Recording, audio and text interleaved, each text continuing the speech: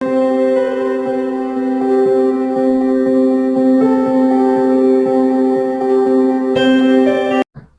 Friends, நான் doctor Dhandapani பேசுகிறேன், MDC Coimbatore. So இப்போ என்ன டாபிக் பார்க்கலாம்னா, மோஸ்ட் டிமாண்டிங் இன்ஜினியரிங் ஃபீல்டு. அதாவது இன்ஜினியரிங் ஃபீல்டில் நிறைய இருந்தாலும் இப்போது ப்ரெசண்ட் ட்ரெண்ட்லேயும் சரி, ஃப்யூச்சர்லேயும் வந்து எந்த பர்டிகுலர் இன்ஜினியரிங் டொமைனுக்கு வந்து டிமாண்ட் அதிகமாக இருக்குது அப்படிங்கிறது வந்து ஜென்ரலாக தெரிஞ்சுக்கணும். ஏன்னா அது தெரிஞ்சுது அப்படின்னா மேபி இப்போ படிச்சுட்டு இருக்கிறவங்களா இருக்கட்டும், அல்லது இப்போது +2 முடிச்சுட்டு அடுத்த வருஷம் நீங்கள் இன்ஜினியரிங் கோர்ஸ் செலக்ட் பண்ணுறவங்களா இருக்கட்டும், கண்டிப்பாக இது வந்து ரொம்ப ரொம்ப யூஸ்ஃபுல்லாக இருக்கும். ஸோ என்ன அப்படின்னு கேட்டிங்கன்னா, கிட்டத்தட்ட 2025லேருந்து 2030க்குள்ளே வந்து ஸோ எஸ்பெஷலி இந்த ஃபீல்டெல்லாம் வந்து வேகமாக டெவலப் ஆகிட்டுருக்கு. இப்போ எப்படி வந்து ஐடி செக்டாரில் வந்து ஈச் அண்ட் எவ்ரி செகண்ட் வந்து புது புது டெக்னாலஜி வந்து இன்ட்ரடியூஸ் ஆகிட்டே இருக்குது. இதோட புது புது டெக்னாலஜி வளர வளர ஜாப் ஆப்பர்ச்சுனிட்டிஸ் வளர்ந்துட்டே இருக்கும்.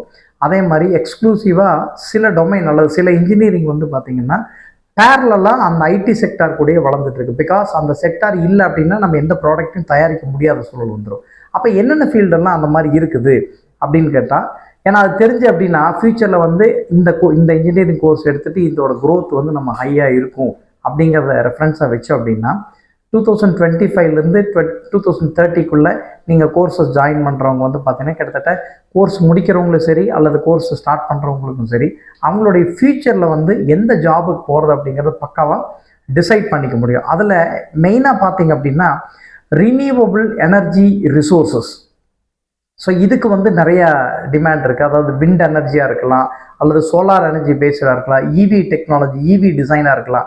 இப்போ எல்லாமே வந்து எலக்ட்ரிக் வெஹிக்கிள் பேஸ்டான டிசைன் நிறைய வந்துருச்சு. அதுக்கு வந்து ஸ்கோப் ரொம்ப ரொம்ப ரொம்ப நிறைய இருக்குது.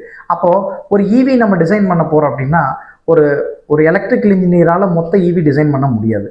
ஒரு எலக்ட்ரானிக்ஸ் இன்ஜினியரால் டோட்டலாக எலக்ட்ரிக் வெஹிக்கிளை டிசைன் பண்ண முடியாது. பியூர் மெக்கானிக்கல் இன்ஜினியர்னாலையும் பண்ண முடியாது. அப்போ என்னென்னா, ஒரு இவி வந்து இண்டஸ்ட்ரிக்குள்ளே வந்து வேகமாக வளர்ந்துட்டுருக்கு அப்படின்னா அதில் எல்லா டிபார்ட்மெண்ட்டும் இன்வால்வ் ஆகிருக்கு. சிவிலாக இருக்கலாம், எலக்ட்ரிக்கலாக இருக்கலாம், எலக்ட்ரானிக்ஸாக இருக்கலாம், கம்ப்யூட்டர் சயின்ஸ், ஆப் டெவலப்மெண்ட், இதெல்லாமே இருக்கலாம்.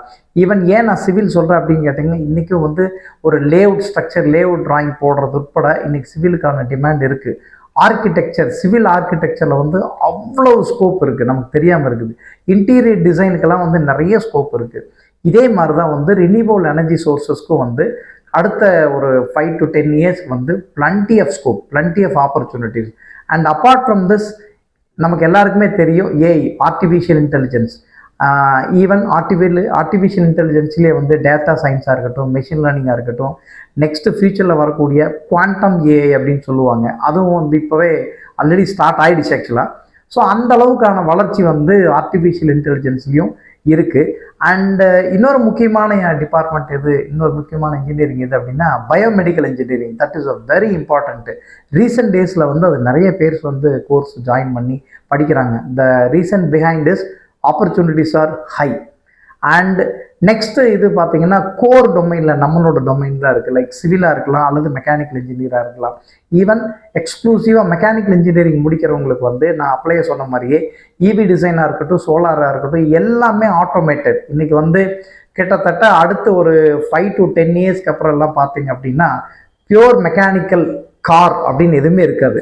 இப்போவே நமக்கு பார்க்குறோம், நிறைய இடங்களில் பார்க்குறோம், ஃபுல் அண்ட் ஃபுல் ஆட்டோமேட்டடாக தான் இருக்குது. நீங்கள் கியரெல்லாம் உட்காந்து போட வேண்டியதே இல்லை காரில். அதுவே ஆட்டோமேட்டிக்காக கியர் ஷிஃப்டிங் ஆகிக்குது, கியர் சேஞ்சஸ் நடக்குது, ஸ்பீட் கண்ட்ரோல் அதே பண்ணிக்கும்.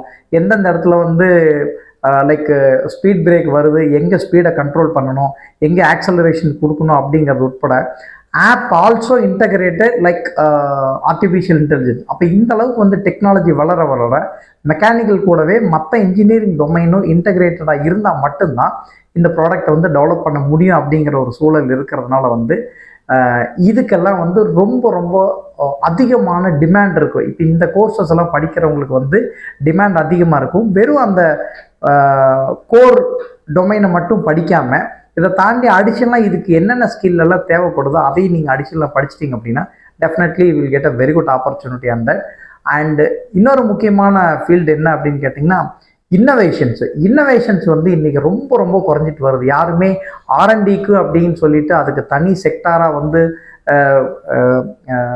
ஒரு ஒரு ஆப்பர்ச்சுனிட்டி கொடுத்து அதில் வந்து ஆர்என்டி ஆக்டிவிட்டீஸ் பண்ணணும் அப்படிங்கிறது ரொம்ப ரொம்ப குறைஞ்சி போயிடுச்சு. இன்னோவேட்டர்ஸ் அப்படிங்கிறது வந்து வெரி வெரி ஃபியூ தான். இன்னோவேஷன் அப்படிங்கிறது இல்லாமல் போயிடுச்சு. ஸோ இன்னோவேஷன் அப்படிங்கிற ஒரு விஷயம் வந்து நமக்கு இண்டஸ்ட்ரியில் இல்லாமல் போயிடுச்சு அப்படின்னா ஒரு குறிப்பிட்ட காலகட்டங்களுக்கு வந்து அரைச்ச மாதிரி எக்ஸிஸ்டிங் என்ன இருக்கோ அதுலேயே நம்ம போயிட்டு இருப்போம். பட் அந்த மாதிரி போனோம் அப்படின்னா அதர் கண்ட்ரியோட வந்து நம்ம காம்படேட் பண்ண முடியாது. அட் த சேம் டைம் நமக்கு பொருளாதார வளர்ச்சி அதிகப்படுத்திக்க முடியாது. நம்மளும் வந்து ஒரு கேரியர் பாத்தில் வந்து ஹையஸ்ட் லெவலில் ரீச் பண்ண முடியாது. அப்போ என்னென்னா இன்னோவேஷனுக்கு வந்து we have to give most important.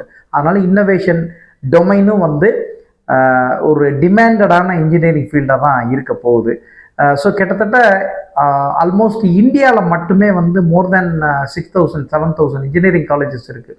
You just imagine ஒவ்வொரு வருஷமும் வந்து 6,000 இன்ஜினியரிங் காலேஜஸ்லேருந்து ஒவ்வொரு இன்ஜினியர்ஸும் வெளியில் வரும்போது to be frank I am telling you ஒவ்வொரு டொமைன்லையுமே because it is a professional courses, opportunities are plenty. என்ன ஆப்பர்ச்சுனிட்டி எங்கே இருக்குது அப்படிங்கிறத கரெக்டான கதவை திறந்தீங்க அப்படின்னா கண்டிப்பாக அவங்களுக்கான ஸ்கோப் அதிகமாக இருக்குது. இன்றைக்கி அது தெரியாதனால தான் எல்லாருமே வந்து வேறு ஃபீல்டுக்கு அந்த கோர் டொமைனை விட்டுட்டு வேறு ஃபீல்டுக்கு போயிடுறாங்க. அப்போ அவங்களோட டோட்டல் 1 or 2 years ஆயிடுச்சு அப்படின்னா அதுக்கப்புறம் திரும்ப வந்து அவங்களோட கோர் டொமைனுக்கு வர முடியறதில்ல. லைஃபே ஸ்பாயில் ஆகி போகுது. ஸோ அந்த மாதிரி இல்லாமல் நீங்கள் ஒன்ஸ் படிக்கிறதுக்கு என்ட்ராகிற போதும் சரி, படித்து முடிச்சதுக்கப்புறம் சரி, நான் சொன்ன இந்த ஃபீல்டுலலாம் வந்து there are most demanding engineering ஃபீல்டுன்னு நம்ம சொல்லலாம். அப்போ இதில் வந்து இந்த ஆப்பர்ச்சுனிட்டிஸ் வந்து பக்காவாக யூட்டிலைஸ் பண்ணணும் அப்படின்னா நீங்கள் இப்போ இருந்தே அதை கரெக்டாக ஒரு ஸ்ட்ரீம் லைன் பண்ணி கோர்ஸை முடிச்சுட்டு இந்த ஸ்கில்லே அப்டேட் பண்ணிட்டு போனீங்கன்னா you will get a very good bright future.